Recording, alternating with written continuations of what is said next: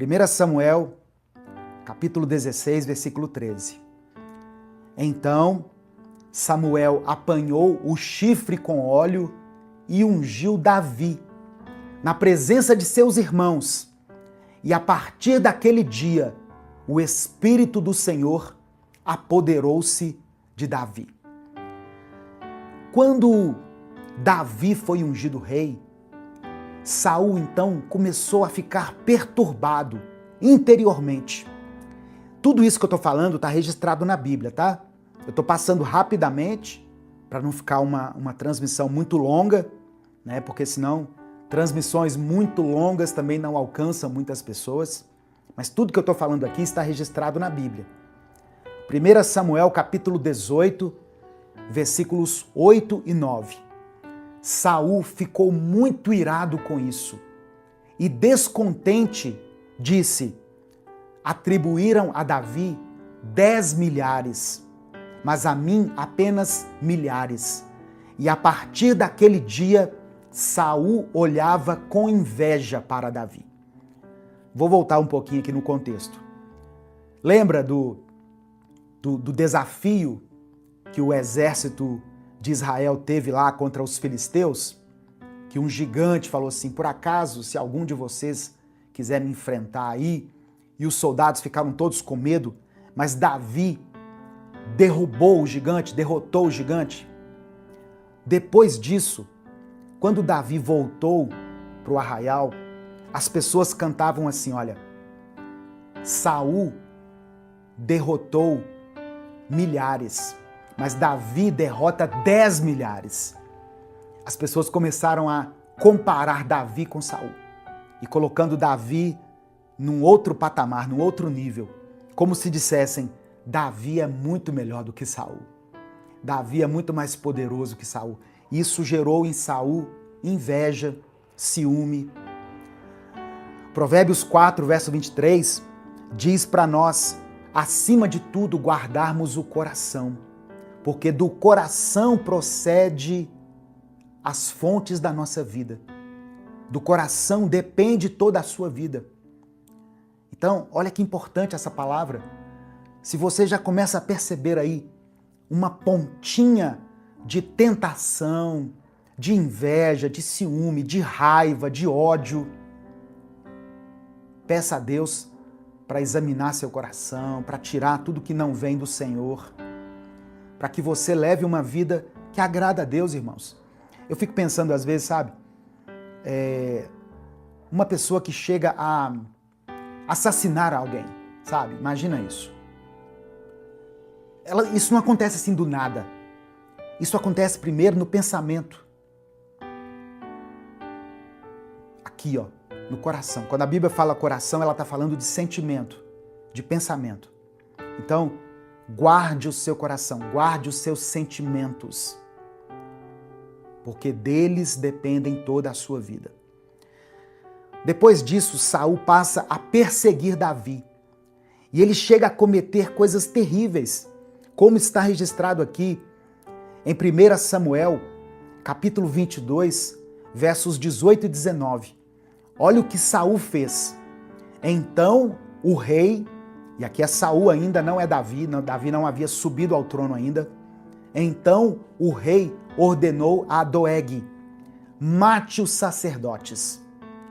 Doeg matou 85 homens, 85 sacerdotes, homens que vestiam a estola sacerdotal. Também destruiu Nobe, a cidade dos sacerdotes. Enquanto eu estava preparando, né, essa mensagem, o Espírito Santo me trouxe à memória, né? Eu não gosto dessas coisas, eu não sou muito assim, Deus me revelou, não. Eu me lembrei de uma passagem que se aplica aqui também, que está em 2 Coríntios, no capítulo 4, versículo 7. Paulo diz assim, olha, temos, porém, este tesouro em vasos de barro, para mostrar que este poder, que a tudo excede, provém de Deus e não de nós. Por mais que você seja usada por Deus. Você é uma bênção aí na sua igreja, na obra, na comunidade, na sua família. Eu e você somos vasos de barro. Nós somos frágeis. Nós quebramos à toa. Se eu deixar isso aqui cair, ó, dependendo da altura, isso aqui vai quebrar. Nós temos esse tesouro. Nós temos o Espírito Santo, temos a presença de Deus em nós.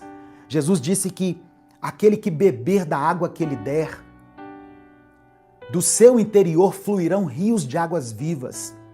Você tem o Espírito Santo dentro de você e pode saciar a sede de muitas pessoas ao seu redor. Mas o vaso, a pessoa, é de barro. É frágil, é fraca, é vulnerável, é limitada. E aí, aqui, para mim, é o fundo do poço. É quando Saul busca, quando ele tenta encontrar luz nas trevas. 1 Samuel, capítulo 28, verso 7. Saul então disse aos seus auxiliares: procurem uma mulher que invoque espíritos, para que eu vá consultá-la. Ou seja, quando você não consegue mais ouvir a voz de Deus, e é isso que estava acontecendo com Saul, você busca uma direção qualquer. Saul procurou uma vidente, uma adivinha. Eu não estou julgando religião nenhuma, eu vou só mencionar aqui o que a Bíblia diz.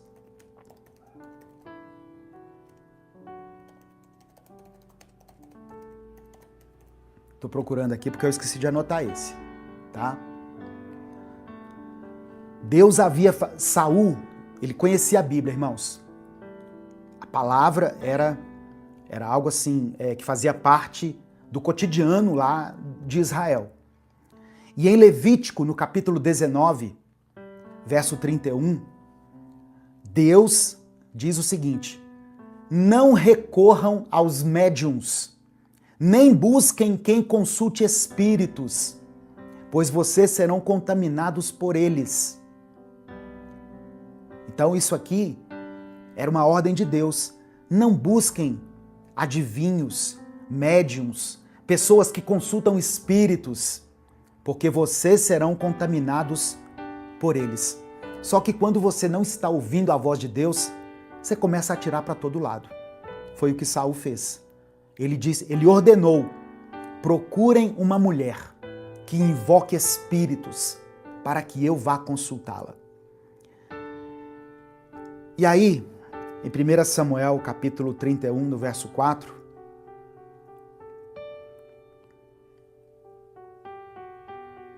Samuel, capítulo 31, verso 4, diz assim, olha, aqui já é o final da vida de Saul, no meio de uma batalha. Então Saul disse ao seu escudeiro: puxe sua espada e mate-me. Mas o escudeiro não quis fazê-lo. Então Saul apanhou sua própria espada e caiu sobre ela. Ele mesmo se feriu e ele mesmo se matou. Aquele que está de pé, cuide para que não caia. Eu quis mostrar aqui, através dessa palavra, como Saul foi um homem tremendamente usado por Deus e como a arrogância, a inveja, o orgulho, que mais? A prepotência foram dominando ele, de modo que o final dele foi trágico. Eu e você, enquanto estivermos habitando nesse corpo que é carnal, nós seremos tentados. Nós seremos tentados. Jesus disse assim, olha, orem e vigiem. Orem e vigiem. O espírito está pronto, mas a carne é fraca. Palavras de Jesus. Então, por isso que nós temos que vigiar. O espírito está pronto. O espírito está conectado com Deus. Mas a carne, o corpo, as vontades, os desejos, as fantasias. Isso nos torna vasos frágeis. Se você está entendendo, diga amém. Diga assim, amém. Escreva aqui nos comentários. A paz do Senhor, irmãos. Se esse vídeo chegou até você, eu creio que isso não foi por acaso. Talvez Deus esteja te chamando para dar um próximo passo na sua caminhada de fé. Meu nome é Edivaldo Oliveira. Eu sou pastor, teólogo, escritor e conferencista. Eu também sou o criador do canal Minuto com Deus, que está no ar há mais de 10 anos. Há muito tempo eu tenho observado uma coisa. Pessoas que amam a Deus, mas que vivem cansadas, ansiosas e sobrecarregadas em áreas importantes da vida. Muita gente ora, lê a Bíblia, frequenta a igreja, mas vive no limite emocional. A pessoa ama a Deus, mas não consegue ter uma vida organizada. E isso acaba afetando os relacionamentos, as emoções que ficam desgovernadas, as finanças que acabam vivendo na base do improviso. E eu quero te dizer que o problema não é falta de fé. Jesus disse em João 10, no versículo 10, que veio para nos dar vida, e vida em abundância. Vida abundante não é uma promessa vazia, é o resultado de uma vida alinhada aos princípios de Deus. Deus é um Deus de ordem, de processo e de crescimento. E foi pensando nisso que nasceu o método Vida Abundante. É um treinamento prático, estruturado e bíblico, criado para te ajudar a alinhar sua vida espiritual, emocional, relacional e financeira à vontade de Deus. Não é autoajuda, é Bíblia aplicada à vida real. Dentro do método, você vai aprender a fortalecer sua vida espiritual, governar melhor suas emoções, construir relacionamentos saudáveis, organizar sua vida financeira com princípios bíblicos. Tudo isso de forma clara, prática e no seu ritmo. Eu não estou te prometendo uma mudança instantânea, não é fórmula mágica, mas você pode viver uma transformação consistente à medida em que você aplica os conhecimentos do método. Quando a raiz do problema é tratada, os frutos aparecem. Mais clareza, mais paz, mais direção, mais equilíbrio. Se enquanto você me ouvia, alguma coisa falou forte aí dentro do seu coração, não ignore. Logo abaixo desse vídeo tem um link para você se inscrever no método Vida Abundante. Clica nesse link, faça sua inscrição e comece hoje mesmo essa jornada de crescimento e transformação. Que Deus te abençoe ricamente. Eu espero caminhar com você nessa jornada. Evangelho de Marcos, capítulo 10, do 17 ao 22. Quando Jesus ia saindo, um homem correu em sua direção e se pôs de joelhos diante dele. E lhe perguntou: Bom mestre, que farei para herdar a vida eterna? Respondeu-lhe Jesus: Por que você me chama bom? Ninguém é bom a não ser um, que é Deus. Você conhece os mandamentos. Não matarás, não adulterarás, não furtarás, não darás falso testemunho, não enganarás ninguém, honra teu pai e tua mãe. E ele declarou: Mestre, a tudo isso tenho obedecido desde a minha adolescência. Ou seja, eu já faço tudo isso aí, Jesus. Desde jovem que eu já pratico os mandamentos. Jesus olhou para ele e o amou. Jesus disse assim: olha, falta-lhe uma coisa, disse ele. Vá, venda tudo o que você possui e dê o dinheiro aos pobres, e você terá um tesouro no céu. Depois, venha e siga-me. Deixa eu só conferir aqui se a transmissão está ok. Ok. Porque às vezes a transmissão, o sinal da internet cai aqui, né? E eu não fico sabendo, eu só vejo depois aqui. Mas aqui eu tô vendo, tá tudo normal. Então, verso 21. Jesus olhou para ele e o amou. Falta-lhe uma coisa, disse ele, vá, venda tudo o que você possui e dê o dinheiro aos pobres, e você terá um tesouro no céu. Depois venha e siga-me. Diante disso, ele, o jovem, ficou abatido e afastou-se triste, porque tinha muitas riquezas. Aquele jovem, ele procurou Jesus perguntando o que ele tinha que fazer para herdar a vida eterna. Mas quando Jesus falou para ele abrir mão das suas riquezas, ele ficou triste, porque ele já estava apegado a elas. Então, quantas pessoas pedem a Deus um sinal, por exemplo, sobre um relacionamento. As pessoas pedem a Deus um sinal sobre um relacionamento, mas no fundo, elas já decidiram seguir em frente. Mesmo que não seja um relacionamento saudável, mesmo que seja um relacionamento tóxico, mesmo que esteja as prejudicando, atrapalhando a intimidade delas com Deus. Muitas vezes, um relacionamento que as leva para a fornicação, para um ato sexual ilícito. As pessoas pedem direção, mas elas não querem obedecer.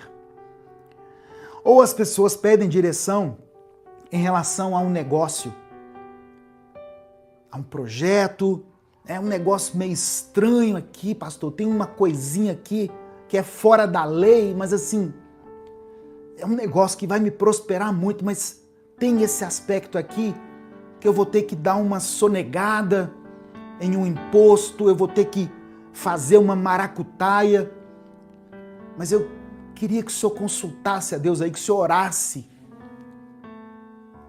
Amém, irmãos, eu vou orar, mas a pessoa já sabe a resposta. Ela mesma já falou que o negócio é meio esquisito. A própria pessoa já falou que o relacionamento é destrutivo. Teve uma vez, eu já contei isso aqui outras vezes, teve uma vez que uma moça veio até nós, até mim, a minha esposa, e falou assim, eu queria que vocês orassem pelo meu relacionamento. E ela estava com o braço quebrado. Eu não vou falar o nome aqui, né? Porque isso já tem muito tempo. Eu falei, amém, vamos orar. Mas o que aconteceu com seu braço? Ah, ele, o namorado, né, quase noivo, ele foi me balançar assim pelo braço no momento que a gente estava discutindo e acabou quebrando meu braço. Irmãos, o sinal já estava ali evidente. Deus já estava falando com ela, através daquela dor, daquele braço quebrado, que aquele relacionamento não ia dar certo. Como não deu certo? Como não foi para frente? E a pessoa ainda queria uma oração, sabe? Para confirmar. Então, não deixe que a sua vontade seja maior do que a vontade de Deus. Não deixe que a sua ambição, os seus anseios prevaleçam sobre o propósito que Deus tem para a sua vida. Se você está entendendo isso, diga amém. Se essa mensagem está testificando no seu coração, diga amém.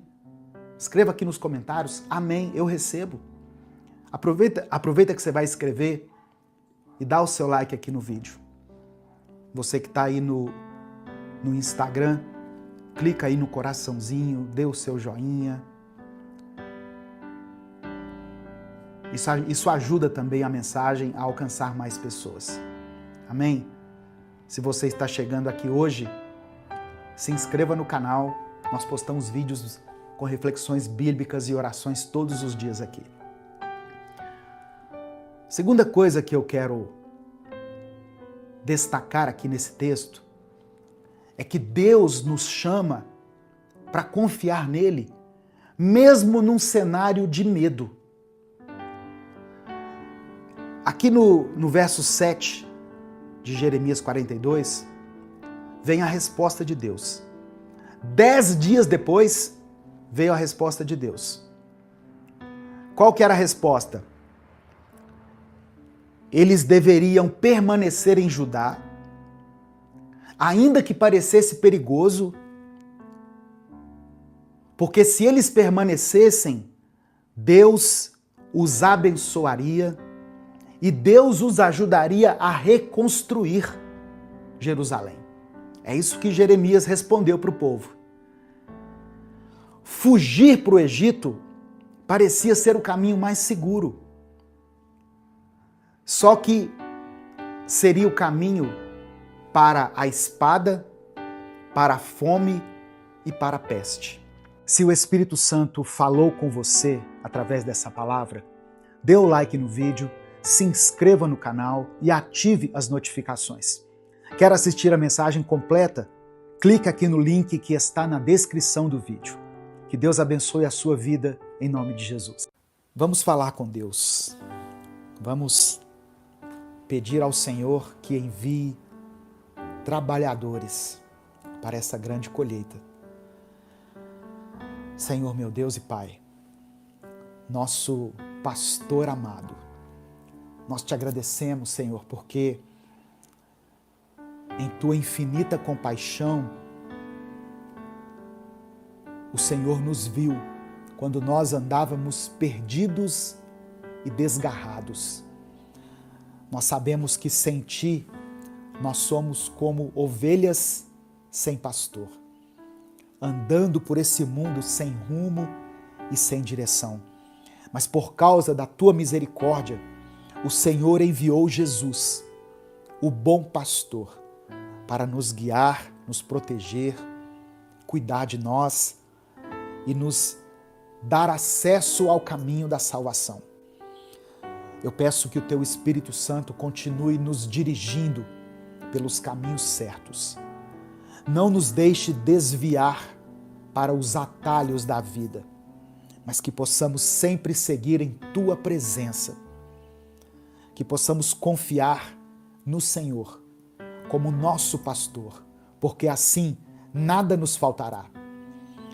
Que nos tempos de dificuldades, de incertezas, nós possamos nos lembrar de nos achegar a Ti, para que o Senhor nos conduza a águas tranquilas e restaure a nossa alma.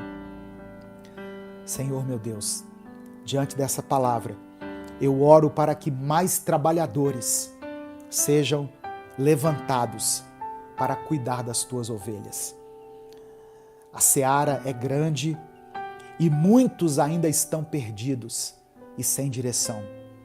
Que o Senhor possa usar a vida dessa irmã que está me ouvindo, desse irmão, como instrumentos em tuas mãos.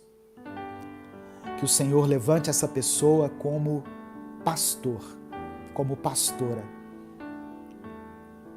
e que ela possa ajudar a guiar outros, a cuidar e amar aqueles que precisam ser cuidados e amados, assim como Cristo nos ensinou.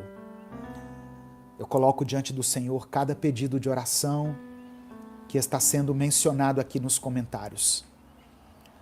Que o Senhor conceda a cura para aqueles que estão enfermos, que o Senhor dê oportunidades para aqueles que precisam trabalhar, que o Senhor restaure esse casamento, esse relacionamento, que o Senhor dê recursos a essa família para que ela possa vencer essa semana.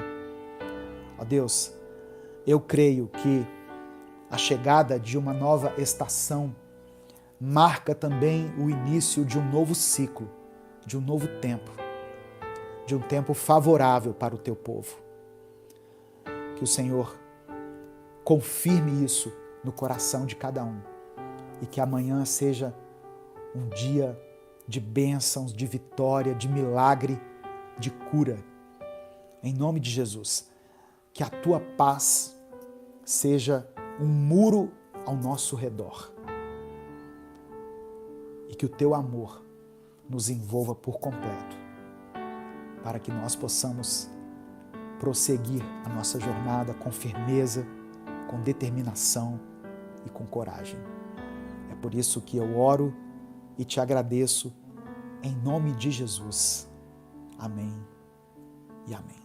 Se o Espírito Santo falou com você através dessa palavra, dê o like no vídeo, se inscreva no canal e ative as notificações. Quer assistir a mensagem completa? Clique aqui no link que está na descrição do vídeo. Que Deus abençoe a sua vida em nome de Jesus.